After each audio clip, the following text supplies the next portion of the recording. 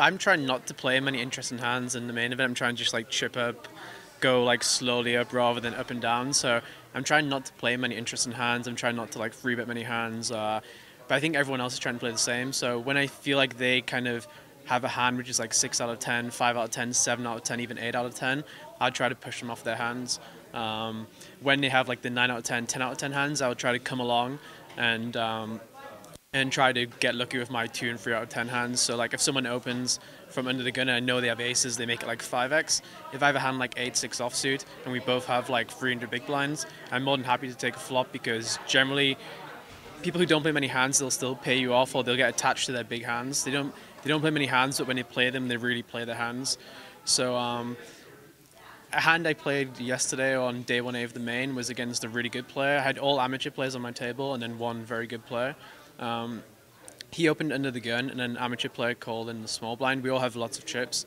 I have ace-king offsuit in the big blind, and most people would squeeze here because they think the amateur player can call with worse aces, worse kings, and this guy's going to be raising a lot because it's a soft table. But generally when I have an offsuit hand, it's very hard to make a really strong hand. So when I have ace-king, if we put lots of chips in after the pot, with ace-king, unless I flop like 10 jack queen, my hand's going to be quite face up as having like a really strong hand like an overpair or ace-king. So they're likely not to pay me off, especially like a good player.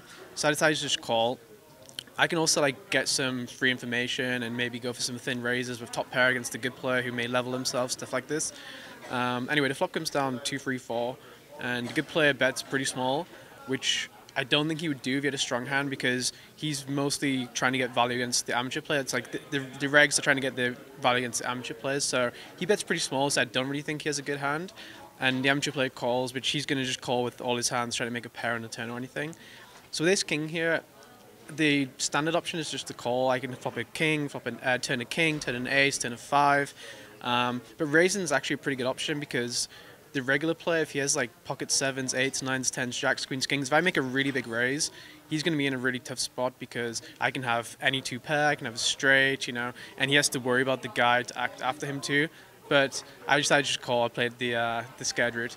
The turn comes a queen, bringing the flush draw. I have the ace, which he can't have like ace, king of clubs or whatever. He now bets again 2200 into like 6k. And again, if he has a really strong hand on such a drawy board as a flush draw, people are going to have pair plus straight draws. We don't have great hands because we would have raised the flop. He probably isn't going to... He's probably just like betting randomly with like ace-jack or king-jack or king-10. The amateur player folds, and when he folds, he probably has like a 2 or 3 or 4, so it's less likely this guy again has like a set or something. So I have 2 options. I could maybe raise and try to put pressure on him because like the best hand he can really have here is maybe like 9s, 10s, jacks that he's just trying to maybe like pick the pot up. I don't think he has like aces, kings, ace, king, ace, queen. And even if he maybe does have those hands, me having my blockers like an ace and a king makes it very unlikely that he has these hands. But again, I decided to go for the scared route and just call again. The river is a free, so it's 4-2 free, queen free, and the flush draw comes in on the river. I have the ace of clubs, so he can't have the nut flush. I check and he bet 6,500. And the pot's like 9k or something. So it's a quite large bet for this stage of the tournament. Everyone's betting like 200, 500, 700. So like it's the first substantial bet of the tournament. I think when he gets to this stage, he's probably not going to bet many hands like Queen X, like King Queen, Queen Jack, Queen 10. I don't really think he has these hands anyway because of his turn size. And so I have 2 options. I can maybe raise and try to make him fold, or I can call, or I can fold myself. Most people here, they say, okay, ace-king is like the bottom of my range, like I have better hands.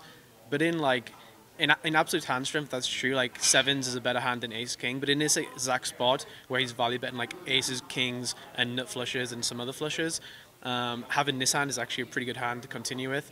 If I raise, I have to think about what is he going to fold. And I think I'm blocking the hands I want him to fold. So like the hands he could like bet fold on the river would be aces and kings, and because I have ace-king in my hand, it's a pretty bad hand to bluff raise because I block the hands I want him to fold. If he has a flush like 7-9 of clubs, I think he'll just call. He'll think I'm crazy or whatever and just call. So now I have 2 options. I can have a fold or I can call.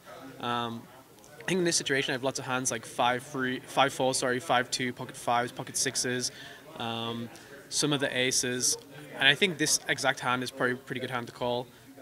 So I call, and he was bluffing, so I win that.